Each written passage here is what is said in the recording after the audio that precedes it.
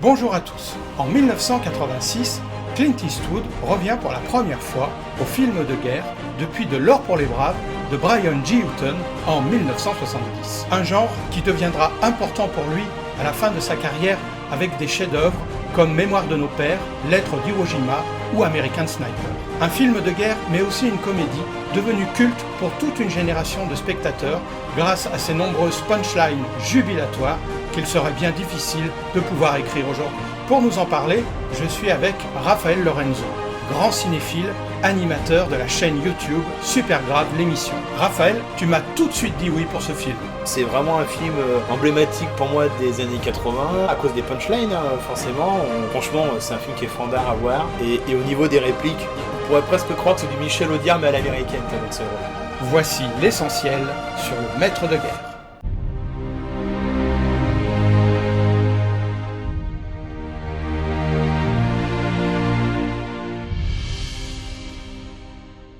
Le maître de guerre de Clint Eastwood 1986. Clint Eastwood est Thomas Highway, vétéran de la guerre de Corée et du Vietnam, mais renvoyé de l'armée des États-Unis pour mauvaise conduite. Il vient d'être arrêté en état d'ébriété pour avoir uriné contre une voiture de police. Les Marines décident de lui offrir une seconde chance et le réaffectent comme entraîneur de l'unité de reconnaissance dans son ancienne base de Cherry Point en Caroline du Nord. Il commence du mieux qu'il peut en s'affrontant au manque de rigueur de ses hommes, mais il faut qu'il soit opérationnel pour l'éventualité d'un assaut réel qui pourrait se déclencher. Alors le ton monte très vite. Le grade de Thomas Highway est sergent artilleur. Il commande la section d'armes lourdes d'une compagnie d'infanterie.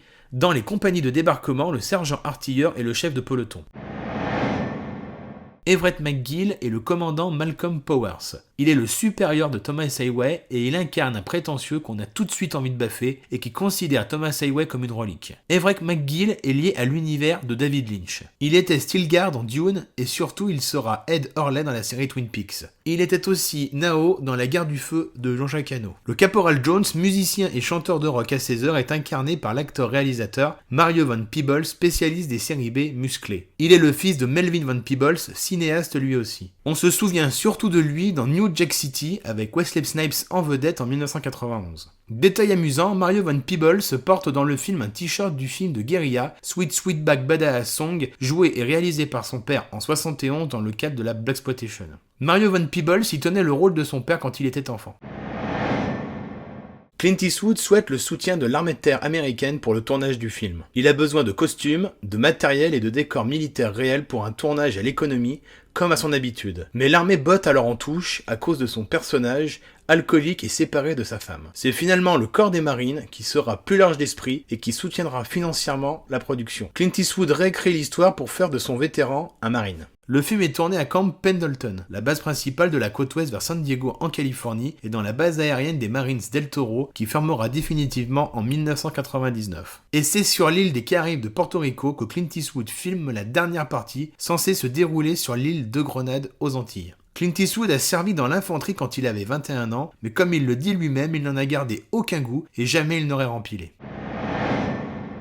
Le titre original est Heartbreak Ridge. Il n'a aucun rapport avec le titre français qui met l'accent sur le caractère du personnage et sous-entend donc que c'est un spécialiste aguerri à toutes les stratégies militaires. Le titre français héroïse d'emblée le personnage de Clint Eastwood, ce qui contredit le titre original qui sous-entend plutôt son côté vétéran. En effet, le titre original du film fait directement référence à la bataille de Crèvecoeur. Elle s'est déroulée en 1951, en pleine guerre de Corée, presque 30 ans avant l'histoire du film. Elle oppose la Corée du Sud, la France et les États-Unis à la Corée du Nord et à la Chine. Après 3 semaines de combat, le Python de Crèvecoeur, traduction littérale du titre original, tombe aux mains des forces de l'ONU et leur donne la victoire, mais au prix de lourdes pertes. Près de 4000 Français et Américains sont tués. Cette amère victoire justifie donc l'obsession qu'a Thomas Highway de transmettre à ses hommes tous les moyens possibles pour rester en vie, y compris la désobéissance à ses supérieurs si le cas se présente. Dans le film, on apprend qu'il fut l'un des 3 derniers survivants de cette bataille qui a changé sa vie. L'héritage d'un lourd passé est un thème important dans le cinéma de Clint Eastwood. Ce lourd passé, on le retrouve entre autres pour les personnages de Gran Torino, $1 Million Baby,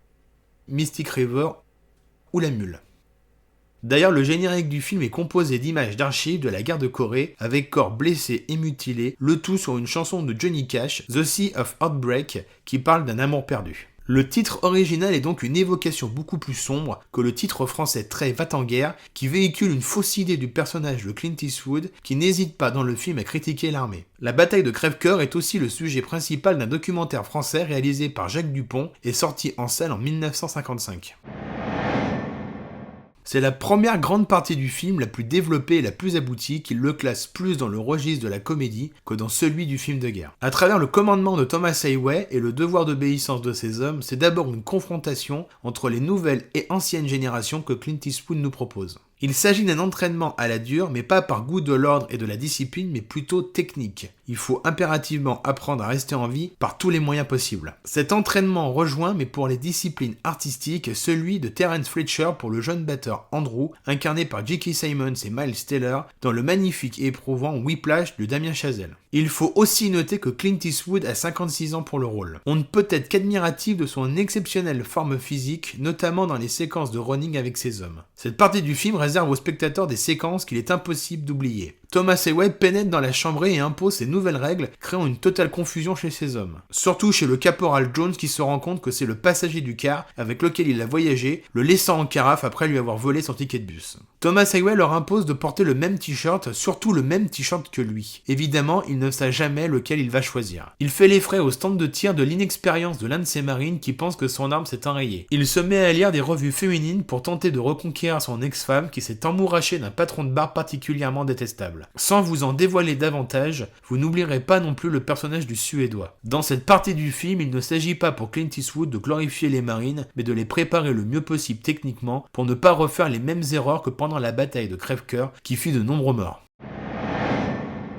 C'est la seconde partie du film constituée d'abord d'opérations fictives d'entraînement sur le terrain, pendant lesquelles Thomas Heywood désobéit à ses supérieurs pour appliquer ses propres méthodes d'assaut et de survie. En effet, il se confronte à une hiérarchie qui, contrairement à lui, n'a jamais connu le terrain. On retrouve cette opposition avec son légendaire policier Harry Callahan, qui connaît la rue au contraire souvent de ses supérieurs, qui eux n'ont jamais quitté les bureaux. Pendant les 30 dernières minutes, Clint Eastwood recrée l'invasion de la Grenade de 1983, dont faisaient partie les Américains. Cette opération militaire, décidée en dehors de l'accord de l'ONU, a permis de vaincre les troupes grenadiennes et cubaines. Le gouvernement militaire d'Hudson Austin fut renversé, mettant ainsi fin à un gouvernement révolutionnaire d'orientation communiste. Thomas Heywood possède toutes les caractéristiques du mâle alpha, aussi bien avec les femmes qu'avec sa division. Il prend très au sérieux son rôle d'ex-mari et d'instructeur. Mais dans le même temps, il est mal vu de ses supérieurs pour insubordination, se fait arrêter en état d'ivresse pour avoir uriné sur une voiture de police et se fait mettre à la porte par son ex-femme. À l'instar de William Holden dans Les Cavaliers, il fait bien son travail mais il est en même temps en réaction contre l'autorité. L'officier militaire en rébellion, on le retrouve dans La vie et rien d'autre de Bertrand Tavernier avec le commandant de la Plane incarné par Philippe Noiret. Il se charge scrupuleusement de retrouver les soldats disparus, mais se révolte contre l'hypocrisie du pouvoir politique. On le retrouve aussi dans Les Sentiers de la gloire de Stanley Kubrick, avec le colonel Dax, incarné par Kirk Douglas, qui défend les soldats accusés d'avoir refusé de combattre, tout en acceptant les décisions injustes de ses supérieurs. Enfin, on pense aussi au sergent Stryker, interprété par John Wayne dans Iwo Jima, d'Alan Dwan, un as du combat lui aussi, mais à la vie quotidienne bien ennuyeuse. La désobéissance ou l'insubordination pour Thomas Heywood sert l'esprit d'improvisation essentiel pour ne pas être tué. Comme on l'entend dire, j'en ai rien à foutre du commandant Powers, mon job c'est de vous maintenir en vie. Il est donc un électron libre au sein d'une institution des plus rigides, mais qui pense avant tout à la communauté. Et finalement, comme dans La Sanction et l'épreuve de force, deux autres films de Clint Eastwood, c'est de sa hiérarchie que vient la menace d'y laisser sa peau. Le film de Clint Eastwood en possède tous les codes. Il est l'un des plus représentatifs de cette période, incarné essentiellement par Sylvester Stallone ou encore Arnold Schwarzenegger. On y retrouve les bagarres dans les bars, le rock, la confrontation avec une montagne de muscles qu'on ridiculise, le commando, le look homo-érotique tourné en dérision. Comme dans L'Arme fatale de Richard Donner, emblématique de cette période, l'amitié virile et l'esprit de camaraderie s'accompagnent d'un humour devenu culte aujourd'hui pour bon nombre de spectateurs. Les années 80 passent aussi par un cinéma de revanche et de victoire qui s'oppose à celui des années 70. Dans Le Maître de guerre, on a perdu le Vietnam, mais on gagne la Grenade. Comme dans Rambo 2, La Mission, l'année précédente, qui voyait le vétéran John Rambo retourner au Vietnam libérer des prisonniers américains, et gagner. Mais l'appartenance aux années 80 passe aussi par les punchlines à la chaîne. Pour nous, elles ont traversé les années essentiellement grâce à la version française. Elles sont totalement stratosphériques. Surtout la voix rauque de Thomas Highway au bord de la caricature du génial Jean-Claude Michel, la voix française de Clint Eastwood jusqu'à sa mort en 1999. Le plaisir jubilatoire du cinéphile pour le cinéma de cette époque passe aussi essentiellement par les versions françaises exceptionnelles devenues au fil du temps la seule manière de regarder le film. C'est le cas entre autres pour Retour vers le futur, Les Dents de la Mer ou encore Piège de cristal. Il faut alors se souvenir du talent de Richard Darbois, qui double Everett McGill dans le film, mais aussi entre autres Claude Bertrand, Patrick Poivet ou Béatrice Delphes. Et dans Le Maître de guerre, personne n'a oublié celle de Pascal Legitimus pour le rôle de Mario Van Peebles.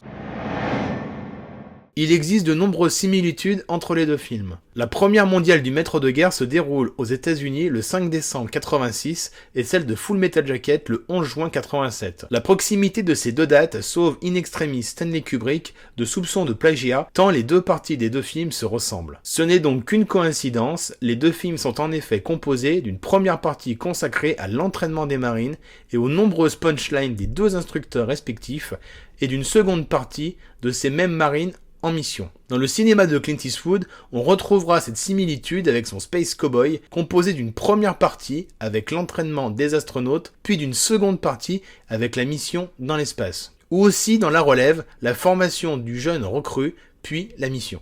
C'est dans l'instructeur que se situe la différence. Dans le film de Stanley Kubrick, il n'est qu'ordre, entraînement, discipline et nationalisme, et on ne saura jamais rien de sa vie privée. Dans le film de Clint Eastwood, au contraire, son travail est indissociable des difficultés d'ordre personnel qu'il rencontre en dehors de sa division. Même dans l'épisode des Simpsons de la 9e saison, un Homer à la mer, Homer Simpson s'engage dans les marines et il est bien difficile de discerner si le dessin animé pastiche Le Maître de guerre ou Full Metal Jacket. Alors qu'il est maire de Carmel et qu'il ne manque aucune réunion du conseil municipal, il réussit à terminer le tournage avec une semaine d'avance. La presse défend le film dans son ensemble, même si Clint Eastwood est catalogué misogyne par une catégorie de la critique qui passe à côté de l'ironie du personnage. Une ironie qui ne fait plus aucun doute aujourd'hui et que Clint Eastwood lui-même défend auprès de Michael Wilson. Le machisme de Highway a contribué à gâcher sa vie personnelle, à en faire un infirme auprès des femmes. Et comme le disent très justement les Avengers, Tom Highway est de ces héros oubliés et décadents qu'affectionne tant Clint Eastwood. Le film est un carton aux États-Unis et la star empoche un salaire de 10 millions de dollars, devenant cette année-là le second acteur le mieux payé d'Hollywood après Sylvester Stallone. Une fortune pour un rôle qui annonce des grands personnages de vieux baroudeurs comme celui du futur et géantissime Gran Torino. Tel Clint Eastwood lui-même dans l'histoire du cinéma, un vieux baroudeur du cinéma américain dont tout le monde pense qu'il est fini mais qui est toujours là. Bon film.